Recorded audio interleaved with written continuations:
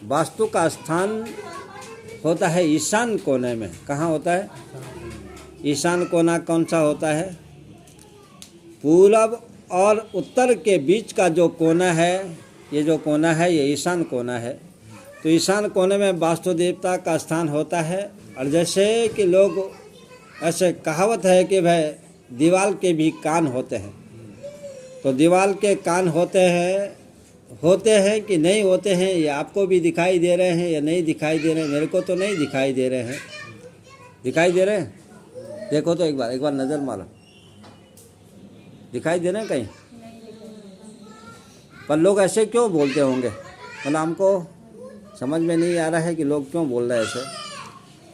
कि सचमुच में दीवार के कान होते हैं। कान इसलिए होते हैं कि देखिए, घर में एक प्राण होता है, घर में एक जीव होता है। क्या होता है?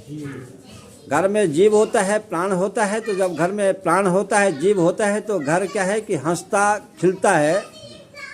और जब घर पुराना होने लगता है, जीर्ण होने लगता है, तो उसकी जो दीवारें हैं वो दीवार क्या होने लगती है कि उसका प्लास्टर वगैरह सब क्या है उखड़ने लगता है, जीर्ण होता है। तो जीर्ण होता है महाराज। तो इसमें क्या है कि जैसे कि खास तौर पर जब घर को क्या करते हैं कि ठीक करवाते हैं, तो उसको बोलते हैं रिनोवेट।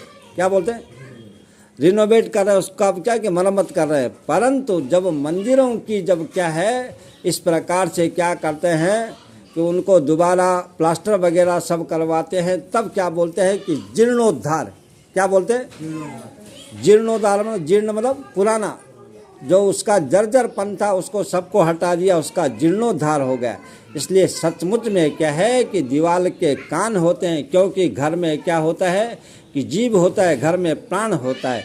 इसीलिए क्या है कि जो हमारे जो आगे जो भी लोग थे, जो भी ऋषि मुनि थे या जो हमारे वडील वर्ग थे, उन्होंने सही कहा है कि दीवार के कान होते हैं। इसलिए ये बात सत्य है।